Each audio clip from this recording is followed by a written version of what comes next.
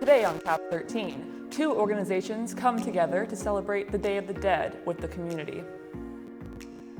Also coming up, PSU Cross Country qualifies for a national championship. Plus, the Veterans Day Memorial Service was held at the Veterans Memorial Amphitheater. Zechariah Boswell has that story coming up. Cap 13 News starts right now. Good afternoon and welcome back to Cap 13. I'm Dylan Wagner. And I'm Addie Hinterweger. Monday was Veterans Day, and in observance of the holiday, PSU's OWN held a ceremony at the Veterans Memorial Amphitheater to recognize our local heroes. Reporter Zechariah Boswell has the story. Honor, loyalty, service. Veterans Day was this past Monday, and Pittsburgh, along with Pittsburg State University, honored our veterans with a ceremony held at the Veterans Memorial Amphitheater. The event was open to the public and hosted veterans, current service men and women, and students from Pittsburgh Community Middle School, as well as St. Mary's Colgan.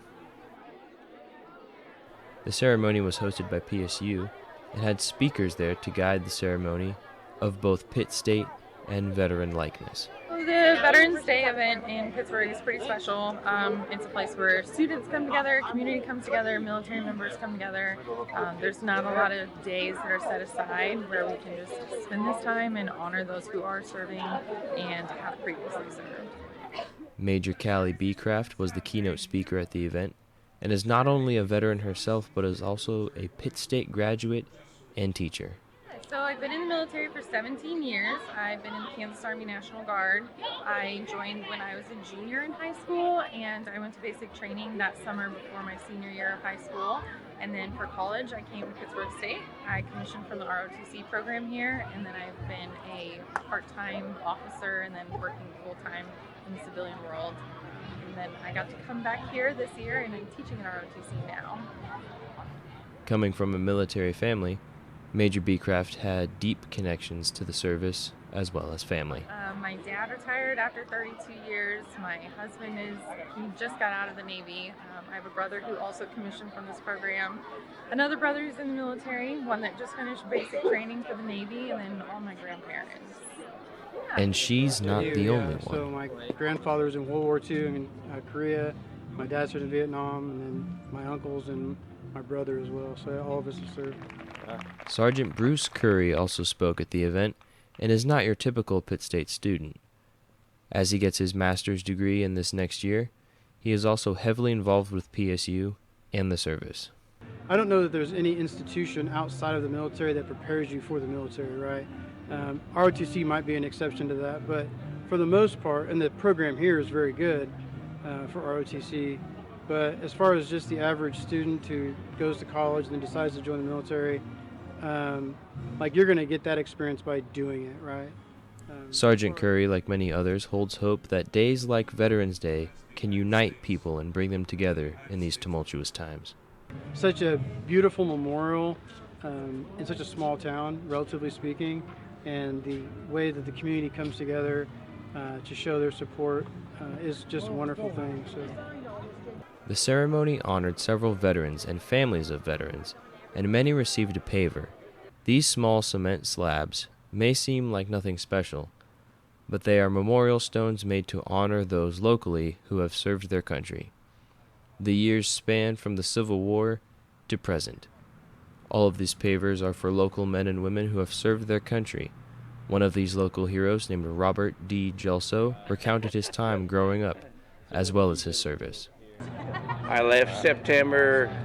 I'd been married 1 year, and I left in September of '69 and came back in June 29th because I remember the 4th of July hating it something fierce, and of '70, and started teaching in Kansas City.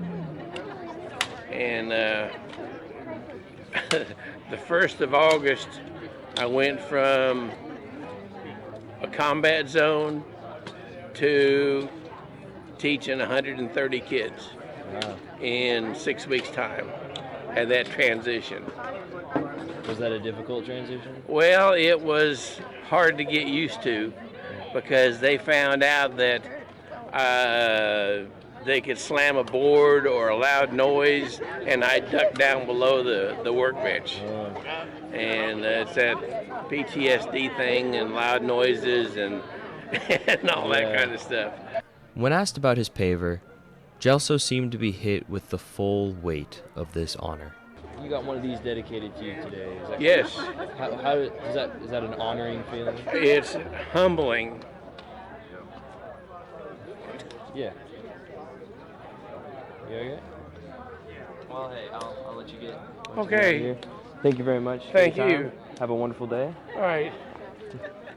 During the ceremony, St. Mary's Colgan's choir sang a couple of pieces to honor our local heroes.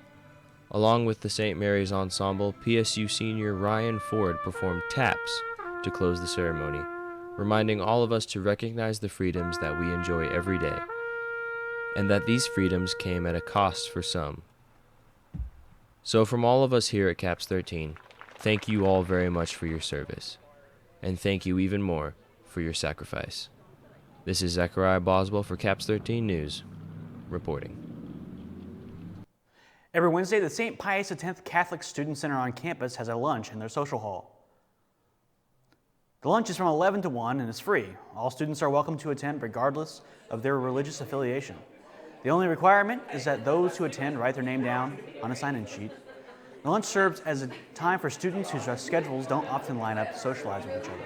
It also gives students a chance to meet new people. The president of the Student Leadership Board for Pitt State's Newman Club, Aaron Hammocky, says that this event is an easy invite for students to get others involved. Goal really is to just not only like allow people to just have a spot to come eat with their friends, but also for students that may not be well connected on campus, to have something that we can invite them into that's just super easy and not really has a lot of commitment to it. That just come hang out, eat lunch. It's free, so it's just something really easy for people to come to. The Catholic Student Center also hosts other events throughout the week and year, such as daily mass, Bible studies, men's and women's small groups, and sporting activities. The Catholic Student Center will also be hosting a talk by the Dominican Sisters of St. Cecilia tonight at 8 p.m. entitled Navigating the Future. Coming up on CAPS 13, Pittsburg State's U Club hosts a jazz concert. We'll have that story and more after this short break.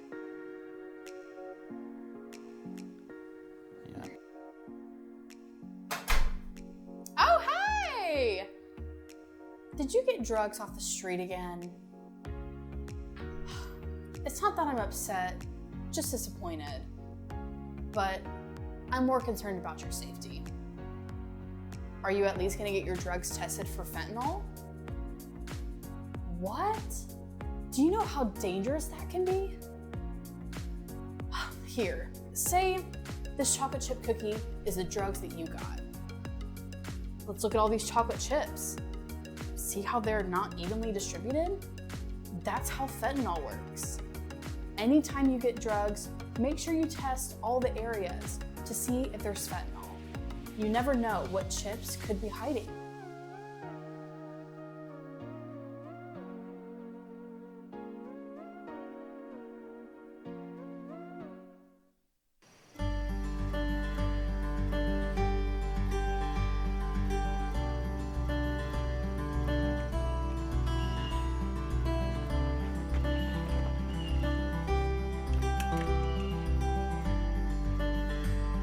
Whoa, let's pause right there. Good job on going out and taking a hike, but do you know if that tree is safe to rest on?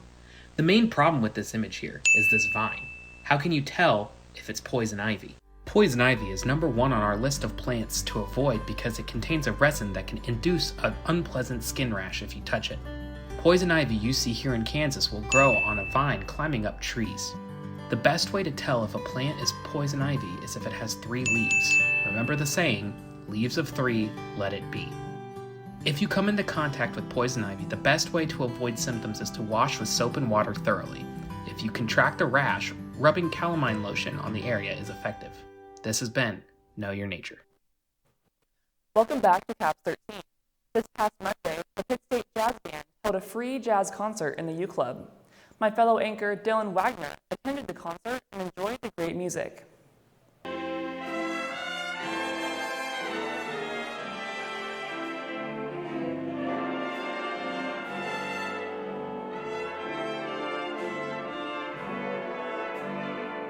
Most of the Pitt State Jazz Band's concerts are held in one of the various concert halls located around campus, or at local competitions in the area.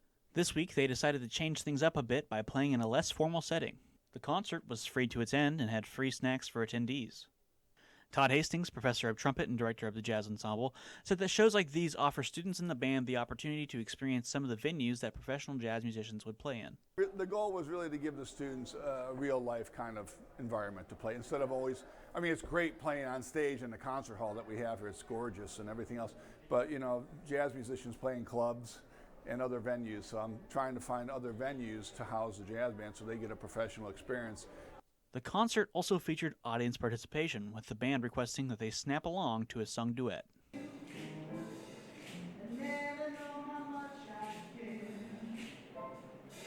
The jazz band is open for anyone, regardless of major, to try out for. Mitch Crocker, a bass player for the band and wood product manufacturing major, says that those who are nervous about auditioning should keep in mind that jazz is meant to be fun. I mean, I feel like especially the faculty at Pitt State is very considerate in terms of getting people involved. I think it's more about getting people involved and giving them the opportunity than, you know, nobody wants anybody to be freaking out. With Caps 13 News, I'm Dylan Wagner.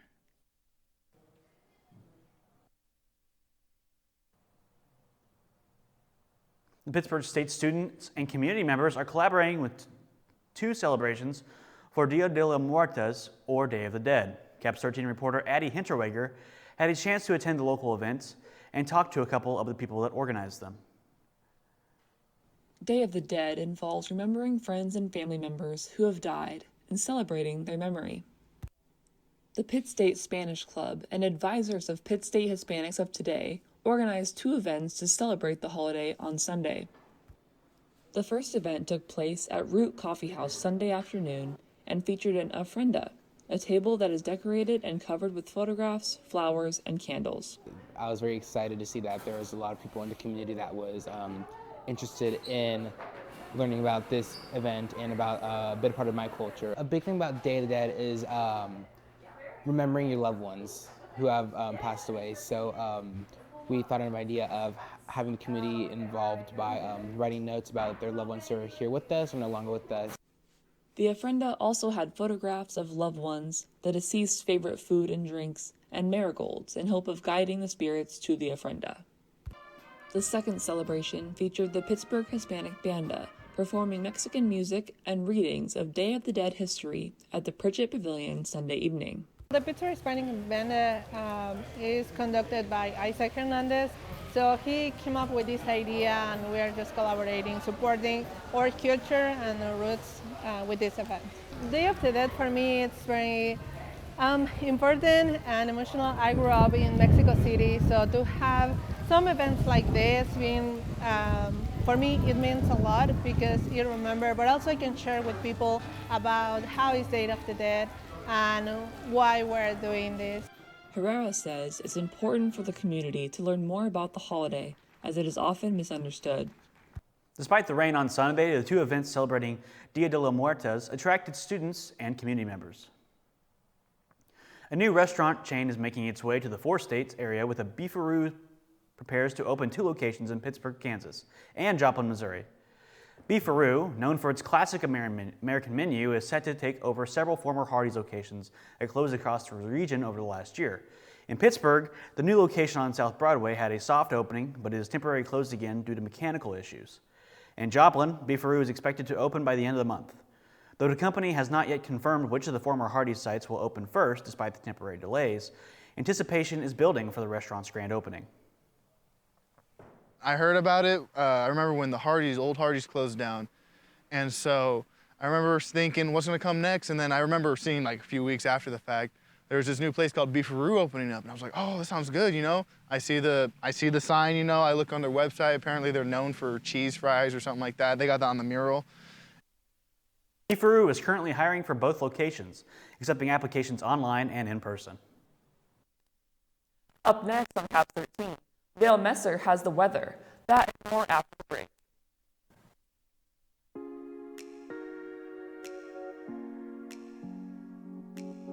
Choking can happen anywhere, anytime. If someone can't speak, cough, or breathe, you need to act fast. The Heimlich maneuver could save a life. Stand behind the person, wrap your arms around their waist, and make a fist with one hand. Place it just above their belly button, grasp it with your other hand, and give quick upward thrusts. Continue until the object is expelled or they can breathe again. Remember, every second counts. Learn the Heimlich maneuver today. You could be a hero.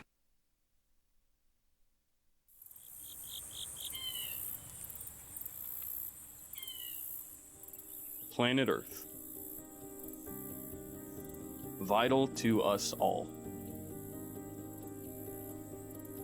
And still, sometimes, some of us take it for granted.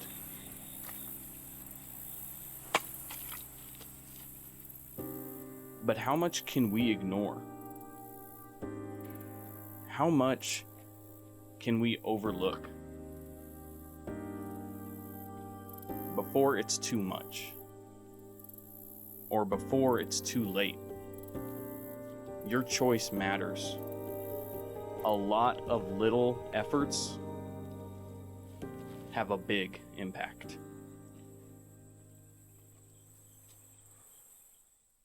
Hey gorillas, flu season is almost here. Let's hear from Taylor at the Student Health Center on the importance of getting vaccinated. We really want to express the importance of getting your flu shot this year. We have seen a number of COVID cases on campus, so we want to make sure that students are staying healthy and safe and being able to participate in all activities. So here's your yearly reminder, make sure you get your flu shot. It is available for all students, faculty, and staff starting at the end of September.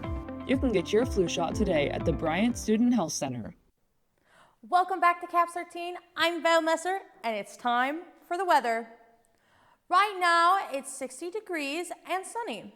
The sunset will begin at 5:09 p.m. tonight. The evening's getting darker and darker as we approach winter. Now, don't let that darkness fool you. As we move into cooler temperatures, we'll see at 7 p.m. we'll see about 49 degrees, and the temperature will continue to dip to 41 degrees at 11 p.m. Even though there's no football game on Saturday, let's see how our weekend is looking. This Saturday, we're looking at a high of 68 degrees and low of 54. Visibility is going to be a clear 10 miles. Our humidity is going to hang at 55%. We'll see a moderate breeze of 16 miles per hour coming in from the south. And so far, the average temperature of the day will sit at a nice 66 degrees, making it a nice cool Saturday. Let's take a look at the rest of Kansas. Similar temperatures all across the board. Temperatures seem to be a bit cooler in the north, with Cordia and Topeka sitting about 59. The lower half of the state a bit warmer than the rest. Medicine Lodge and Elkhart both at 63 degrees. Enough of that. Let's see what the rest of the week will bring us. As you can see, we are finally dipping down into the fall temperatures next week. We'll start our week off with mid-60s, then take a steep drop into mid-40s. Evenings are going to get colder and colder, even dipping down to below freezing at the end of the week. Now would be a good time to get out your hats, your gloves, your coat, and start preparing for the cold, because it will be here sooner than you think. I'm Val Messer with the weather. We'll be back after this break.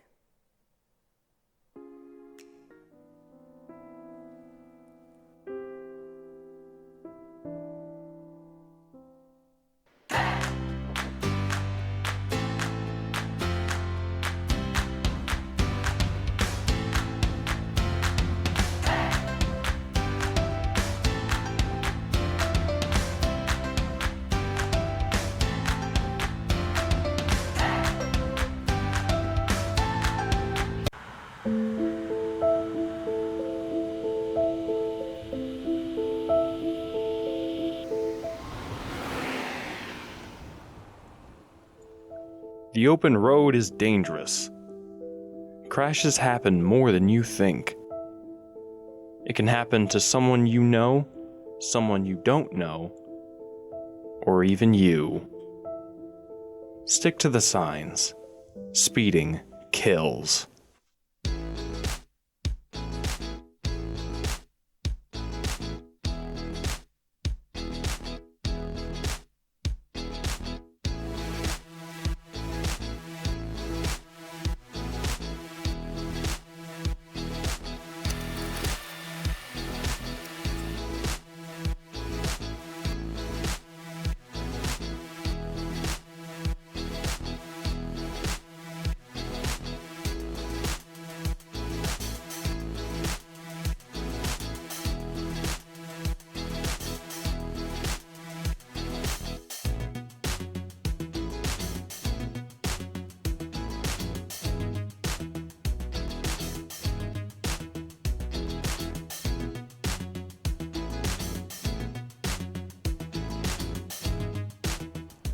Pitt State students care about the Golden Rule, and so should you. Thank you. Welcome back to Caps 13.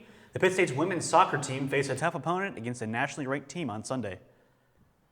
The Gorillas held the 21st ranked Central Missouri Gins to 1 goal in the first period of the original soccer pitch. Early in the second period, redshirt sophomore Aviana Gonzalez scored her first goal of the season to tie the Ginnies 1-1.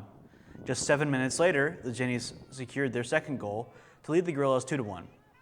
After 30 minutes of a tough defense battle and missed shots by both teams, the Mules defeated the Gorillas 2-1.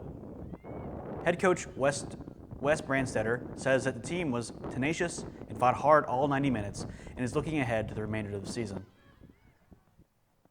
So all we're going to do is show up Wednesday, come in prepared to battle and play 90 minutes and finish it. And if it gets us in the tournament, that's awesome. If it doesn't, we know that we left everything on the field and we competed for all 90 of that. So I think that's important. I mean, told the kids at the beginning of the year that, you know, everything they do, especially this first season, will be felt for the program long after they're gone and I'm gone. It's so important to finish what you started. The Gorillas women's soccer team played their last regular season conference match against Missouri Southern on Wednesday and defeated the Lions 1-0. Pitt State came up short and did not qualify for the MIAA conference tournament. PSU's cross-country teams are doing well this season. Both teams have made it to the national level. Caps 13 News reporter Brandon Darbyshire joins us live in the studio. Brandon? Thanks, Addie. The Pittsburg State University men and women's cross-country teams are celebrating after both qualified for the 2024 NCAA Division II National Championships. It's just it's a really intricate and delicate sport, but when you really get into it and you get a whole bunch of different passionate people, it's awesome. It's so dang cool. The Pitt State men's cross-country team finished third at the NCAA D2 Central Regional Meet in Joplin, Missouri, scoring 76 points to secure their spot in the national championships. This marks the 9th national appearance for the men's team and their 4th consecutive qualification. The women's team also made a strong showing, finishing second overall with 110 points. Redshirt senior Kate Strader led the way with a 6th place finish. Both teams, men and women, qualify. You know, other teams are able to get men and women, so that was just really cool to show how great our program is and how hard we work and how much we progressed, and it's just really incredible. With the national championships set to take place at Haggins Oaks Golf Complex in Sacramento, California on November 23rd, both teams are preparing for the final challenge of the season. The men's and women's teams are looking to build on their strong performances and continue their success at nationals. The guys are awesome. They're gearing up for nationals, and you can definitely tell that all of them are super amped. They put in the work, they put in the time, all the long runs on Sunday, all the morning workouts on Tuesdays and Thursdays, they add up. It's the sum of all those days combined, and by the time nationals rolls around, they'll be ready. This year is also the women's 16th berth all time and 6th out of the last 7. For Caps 13 News, I'm Brandon Darbyshire. As well as qualifying for the national championship, 6 of our Gorillas have earned all-region honors from United States Track, Field, and Cross Country Coaches Association. Back to you, Addie. Thanks, Brandon. After the break, we'll take a look at PSU's Associates of Arts ceremony. We'll have that after the break.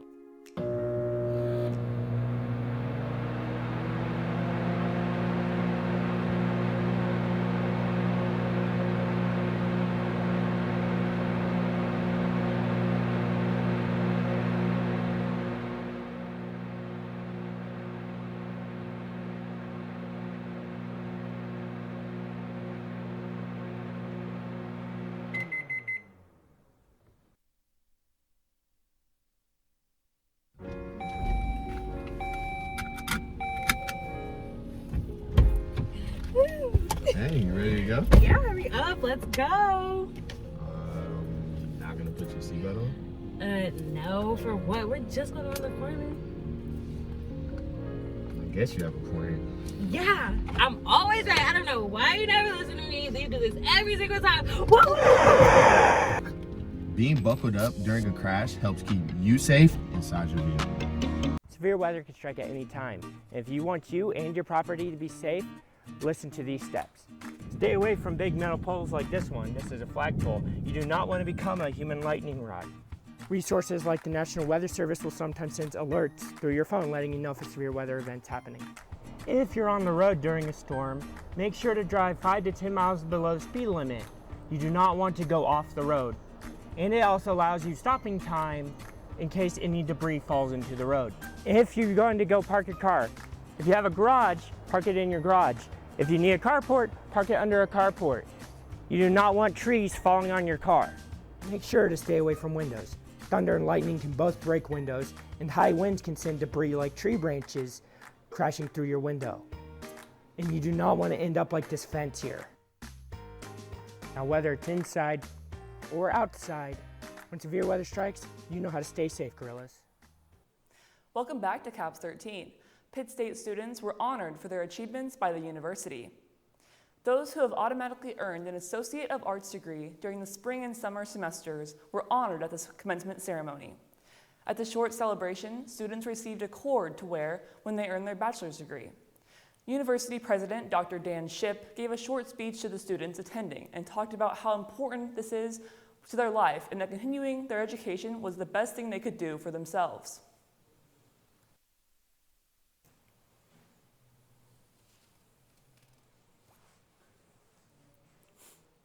Thank you for joining us. I'm Addie Hinterweger. And I'm Dylan Wagner. For all of us at CAPS 13, have a great rest of your evening, and we'll see you next time.